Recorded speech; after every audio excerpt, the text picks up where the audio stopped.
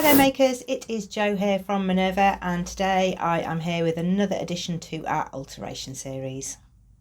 Today we're going to take a look at tops that are too small, but you can take these skills to dresses that are too small as well. When a top's too big, you can wear it oversized, but if something is too small, it really is unwearable. So you'll need a few techniques to help you to get a short fix to get it back into your wardrobe.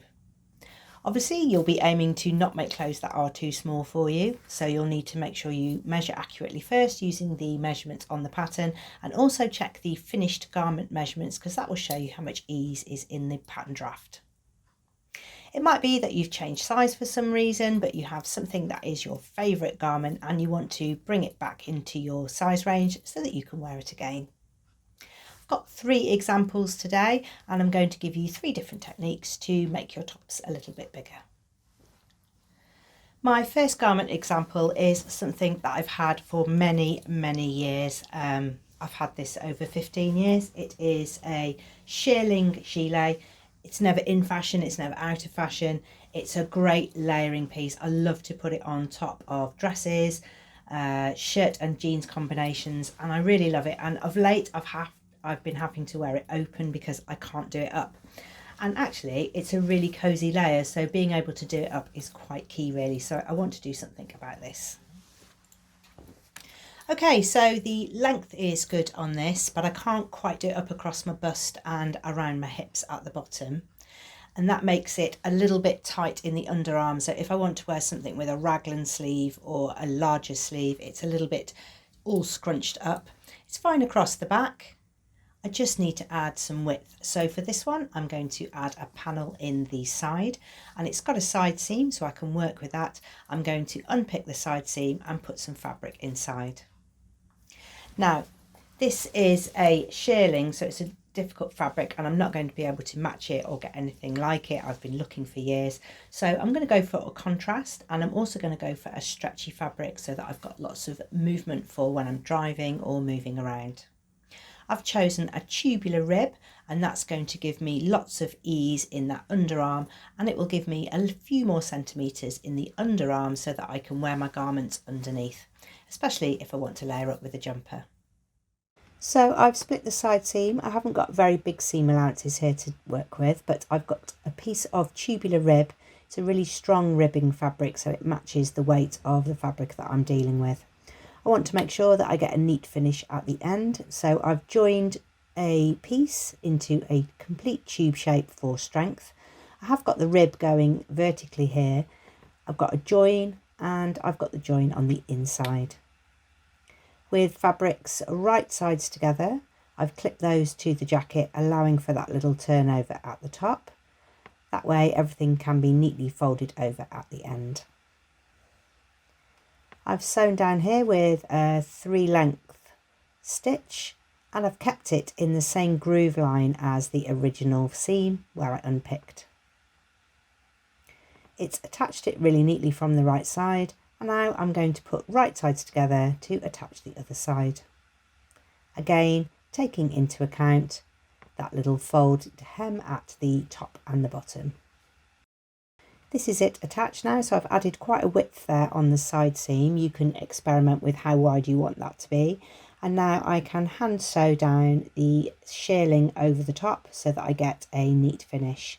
I will have a gap there at the top and the bottom, but I think it's going to look fine. Next, I'm going to do this exactly the same to the other side. Here it is finished. I've overlocked the inside so everything is neat and tidy. I have used the rib vertically there, but you could use it going the other way, and I've added a lot of width. You can see I've now got room for a jumper underneath. I can do it up really comfortably. It's got a little bit more room at the back for sitting down, and I've got plenty of room now for layers underneath this gilet. I'm really pleased. You might be wanting to size something up because it's just the right colour that goes with something else, and in this instance I have this fuchsia pink t-shirt, and it's a really good match for a pair of Liberty trousers that I have with a print, and it has this colour in it, so I really want to bring this one back into rotation if I can.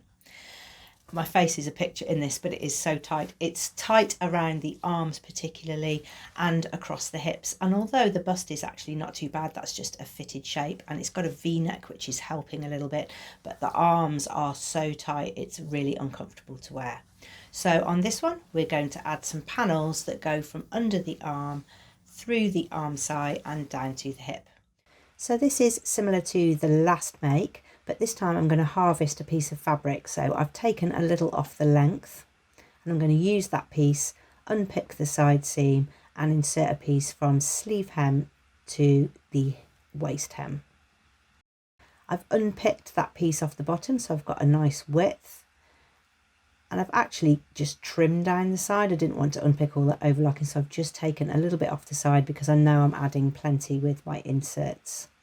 So this time we're going to do exactly the same as the gilet, matching up the hems so that we can blend those back into the hem later.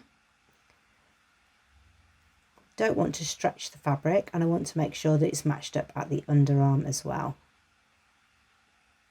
Make sure your seams are flat here at the underarm so that everything feels comfortable on the inside. And you're going to sew this. Once you've sewn both sides, you'll have an insert like this under the arm, and in a matching fabric you'll hardly notice it, but you can use a contrast for a sporty stripe. That fabric then is just folded up and hemmed, and it's given the whole top a bigger fit, not just at the arms.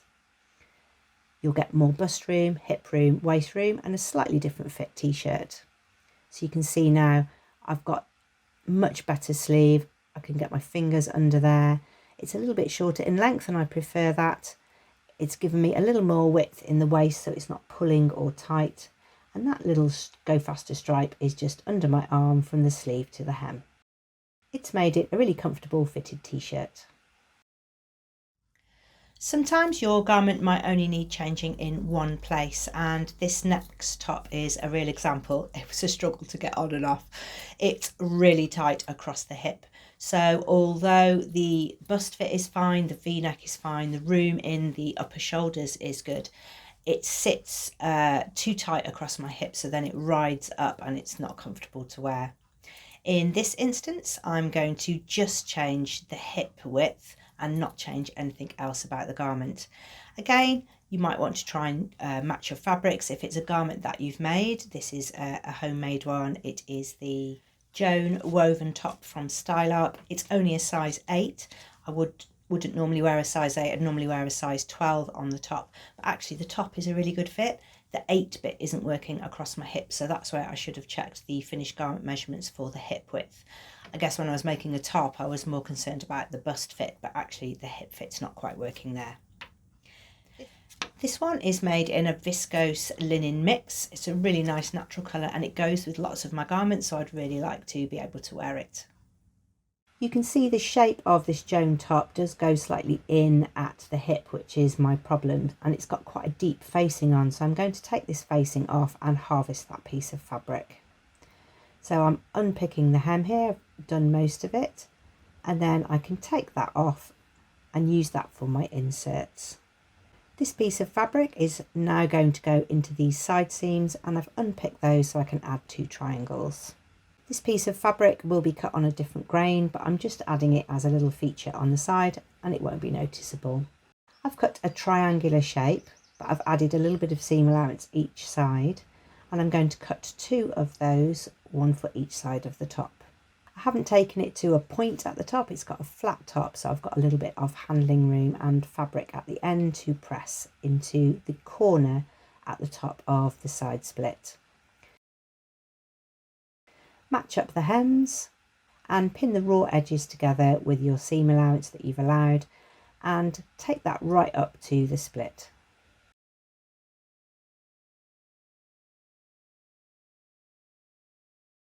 Sew it in 2 passes, so do this one first and then you can attach the other side.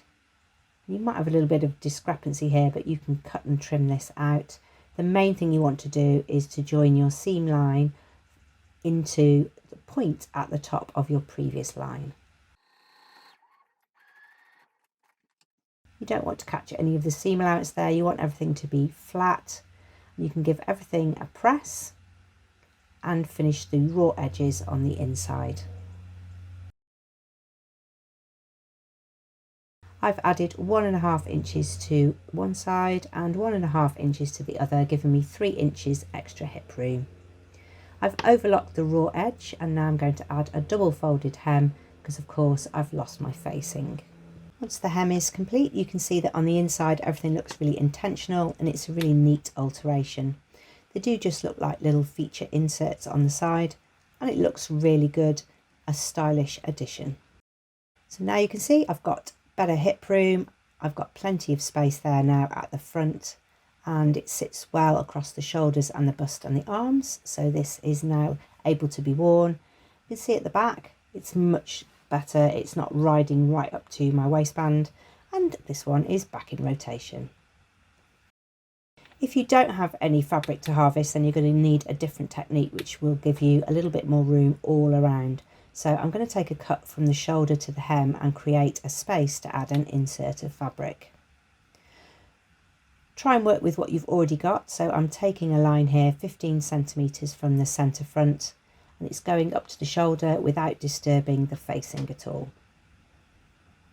Make sure the 2 layers are joined together while you cut so you get an accurate line. You can see here I've made sure that I've missed that facing at the top and that will remain undisturbed. I have unpicked the hem a little bit so that I can join my new pieces in later.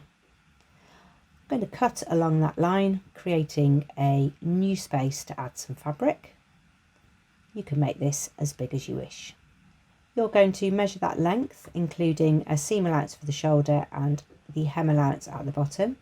And I've added a join in mine at the shoulder so that it looks really intentional, and I've got some spare fabric at the bottom for handling for the hem. Start with pinning the shoulder seam together because you want that to look really seamless across your shoulder. And then unfurl the hem and add your fabric all the way to the bottom. And then you're going to pin this strip to your fabric all the way from the hem over the shoulder and back down to the hem on the other side. Once it's sewn, you can overlock the edges or zigzag them to neaten the fabric finish, especially because I'm using a linen here. And then we're going to flip the fabric right sides together and attach it to the main body. Again, start with that shoulder seam so that everything lines up and give everything a final press when it's sewn. You can then repeat the same on the other side. I used my overlocker for this alteration, so I'm not taking any fabric off. I'm just making sure that everything is lying flat. You could do it on your sewing machine and zigzag. What you want to make sure is that you've got your hem unfurled and flat so that it can now become the hem. I'm going to do a double folded hem now, incorporating that new insert fabric, and everything will look really seamless. You'll need to join your stitching back in with your original hemline. Do this carefully and don't forward and back too much, otherwise you'll change the thread colour in your hemline, and sew carefully, joining in with the previous line of stitching. The new fabric will join in seamlessly with the hem and everything will be neat and finished on the inside. This alteration has given the top more the fit of the Joan top generally, so it's a little bit of a summer top with a bit of ease and movement, but you can add a front tuck if you want to wear it as a blouse, or you can wear it out, and that shoulder seam looks really intentional and part of the design along with the hem. So this is a great way of adding all-round volume. This cut here that I've just shown you is quite useful as well for a dress fit. So if you've got any kind of dress that's falling off your shoulders, you can take a cut and make a dress smaller. So you can go through the shoulders and down. What you want to try and avoid is taking it out the centre front or the centre back. You can take minimal amounts from there, but if you start to take bigger chunks from here, you'll alter the neckline shape and you'll also draw the shoulder point into a different position. So what you want to try and do is either use the side seams or create your own side seams that are symmetrical so you can add or take away from that seam line. If you've got some of your fabric scraps left over, that's always great because you can blend that in and nobody would even know that you had changed it. But if you put a contrast in or a print fabric in, you'll be making a little bit of a feature of that area, but it will just look like a really unique top. Today I'm wearing the Noah pinafore, and actually backing up what I've said, I did make a toile of this pinafore before I started because it is a fitted dress or pinafore. I wanted to make sure that the arm side had enough room for a layer underneath and that I had that fitted style. The shirt is fantastic. I love it. It's the Wardrobe by Me puff sleeve shirt, and I love it because all the drama of the puff sleeve comes from here. So the top of the sleeve is a normal shirt sleeve, so it's not getting lots of fabric bunched up in my pinafore, but I'm still getting that lovely puff sleeve drama at the lower part of the sleeve. It's got a collar and a yoke and a button band along the front. It's a real classic shirt shape. I'd be interested to know if you've tried any of those techniques. Have you changed any of the things that you've made? If it's too small, do you make it bigger, or do you just move on to the next pattern? I think sometimes if we take a look at our garments and really try and have a go at altering them and changing them to our shape, we do learn a lot about our body shape and what often is a pattern of trends and size issues that runs through lots of different styles. We would love to see anything that you've been making or altering or working on over on our website. You can make a profile there, you can add photographs and a description. It doesn't have to be fabrics from Minerva, it can be any crafting project. It's a really inspirational sewing community. It's a great way to check in with different body types, different types of fabrics, different styles and patterns, and you can also get really inspired to make your next project. Thank you very much for watching, and we'll see you again soon.